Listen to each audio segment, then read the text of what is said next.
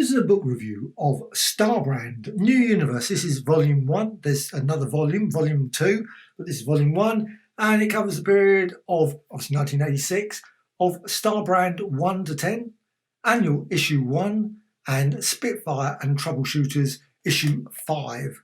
Now, this book came out in 2016 and includes 300 odd pages, predominantly in colour.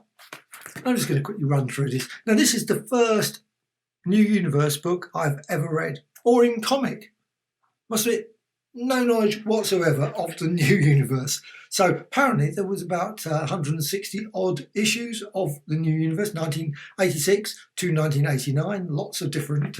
I'm just going to quickly mention some of the characters here because it's got it at the back. Of course, as always, I can never find it when I want to. It's got a nice list there. So you've got Starbrand, Spitfire, Troubleshooters, Merc, DP7, Kickers Inc., Cyforce, Justice, and Night Mask. New from Marvel Comics. And art by John Romita. Now, John Romita's art, junior artwork all the way through this. And the credits are there. So there's the credits, and I'm just going to quickly run through it. Now, I really did enjoy this. It was an interesting book, certainly different from the usual Marvel stories that I've read. Obviously, there's no Thor, no Doctor Doom, no Fantastic Four. None of the Marvel universe is in this. It's a completely separate universe that obviously Marvel decided to create and call the New Universe. Well, this one's only got, like I say, the 10 or 11 of the stories, or 12 in total. But quite a few, obviously, of the other ones. I said, I think about 160 in the end. And sadly, the whole thing was cancelled, stopped at some point. Apparently, it wasn't because of poor sales or anything. They just wanted to put their resources elsewhere, not developing this universe. They did bring out an Untold Tales as well of the New Universe. But especially, really, maybe it's something they should dip into again and continue some of the stories. I don't know how well some of these were rounded off or finished, or if they just finished and that's it, which is always slightly disappointing. A bit like the Atlas comics that came out in the 70s, where the series just faded away. That was it. Only about 3 or 4 issues, but at least these went to about 18 or 19. So this one, first one, now this is Ken Connell, who gets these powers. It's very similar, and lots of people pointed this out, that he's like Green Lantern. Well, there's no ring, but there is a sort of Starbrand that's passed from this old guy who's an alien to Ken Connell.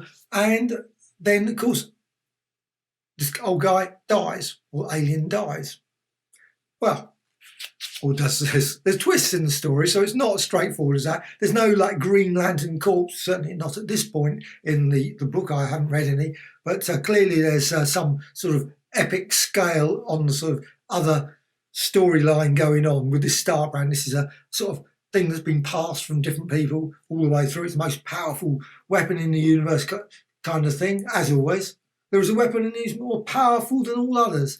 Well, I'm not saying it's more powerful than the Infinity Gauntlet, but maybe the Infinity Gauntlet doesn't exist in this universe.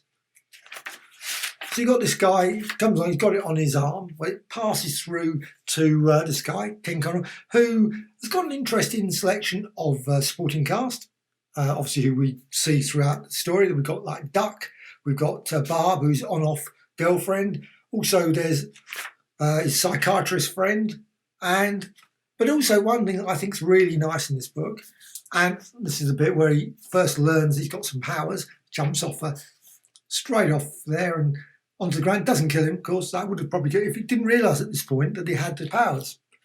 And then he goes and lifts obviously a mountain or hillside, and then he flies. So he's obviously got a few powers. He's got powers of like supernova sort of thing, and he's got other invulnerability, etc. Now it's only when he's got concentration. So if he's not concentrating, he like cut his finger and those sort of things. He can also just cancel his powers at odd times. So if he needs to, just to show that he's not a superhero or anything like that, he can just suddenly turn them off and get sort of injured slightly, or cut finger, or get his hair cut.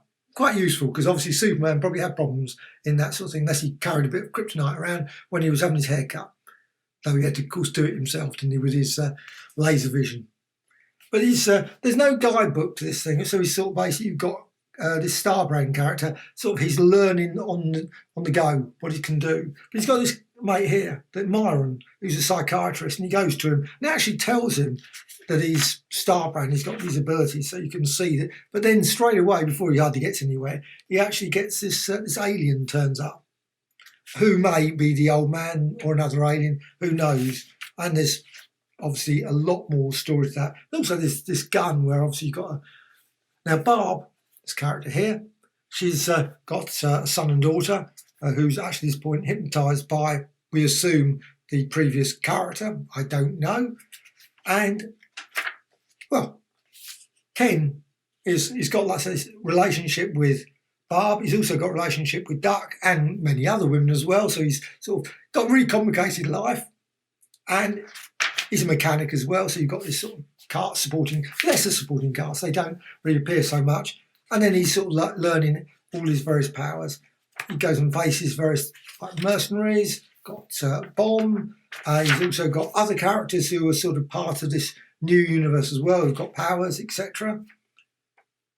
I love this bit with you've got a great little scene here where you've got the guy, his friend, just coming up with an axe. No, it's not really, but he's just testing his powers. And obviously he's sitting there and, but you've got these other characters. There's not many real super villains. There's no like Doctor Doom sort of thing, other than, well, there's one major character all the way through it, but which sort of goes on to this epic scale that maybe or maybe didn't get developed more in the other issues. I've yet to read the second volume.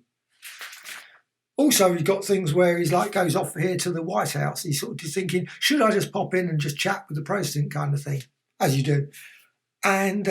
He sort of initially starts it, and then he goes off to a bar and then chats, saying, what should I do? Should I do this or do that? And of course, the bartender tells him, don't. But of course, it's pretty silly anyway. He's going around he hasn't got a mask on or anything. So it's pretty daft. Also, you've got quite a lot of, other characters from the new universe turn up a bit. It's not like solid turning up in terms of every story, but you've got like the Spitfire team there. I assume that's what they are. I didn't read any of the Spitfire comics, so I don't know much about them. Also, you've got later on, I loved when he's got, there's issues where, I can quickly go to a bit, he's flying around, he flies around a lot, he goes off. And, he does various things. And he's got, you can see there, an explosion, he can explode, he's got sort of like a nova explosion. Goes back, obviously, but he doesn't know where he is sometimes. He's flying off.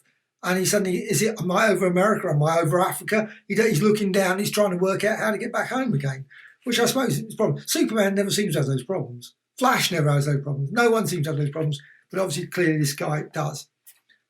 Now he does at some point finally work out about maybe wearing a mask. So you've got masks there, but he doesn't, most of the time he's not masked up. But that's a nice little story with this kid, with the Starbrand story. I like that. And this is a weird one. This is one of the later ones, like issue 8 or 9. I don't know which it was, but it was.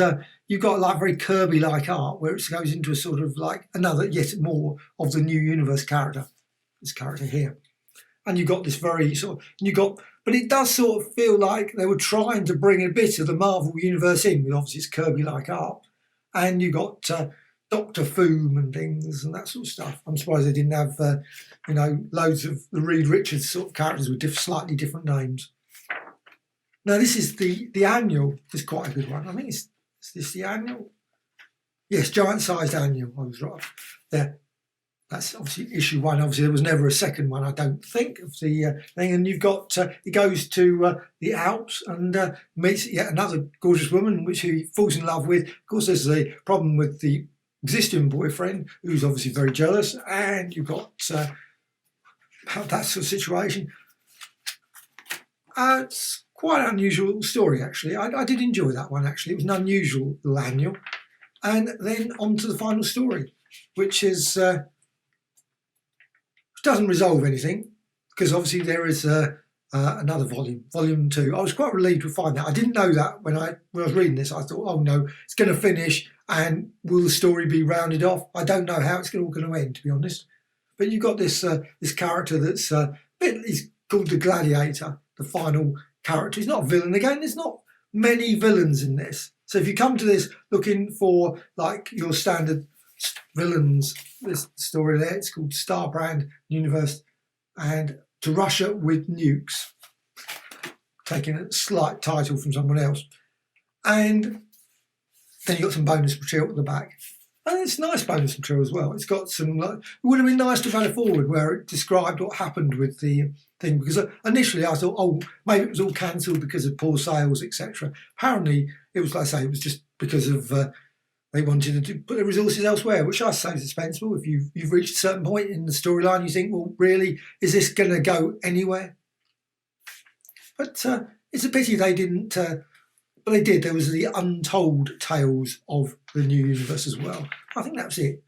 Though I think there's some stories in the actual Marvel Universe where they have brought in some of the characters in bits and pieces. But I don't know about Starbrand, whether he's ever turned up ever again. But it's got a nice little article here, and also some bits of Marvel Age, as well as some black and white artwork as well, which is always good. I love the fact they don't advertise the any of the other books. I didn't even realise there were other books. I have looked. There's like DP, there's the Nighthawk, etc. But here they're obviously advertising the more popular books, the Avengers ones.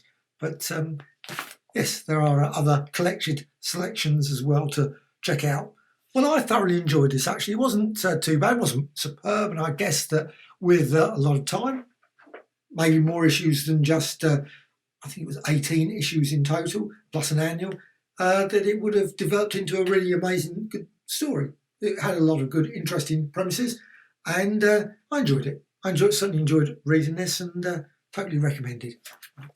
Starbrand, New Universe, Volume 1.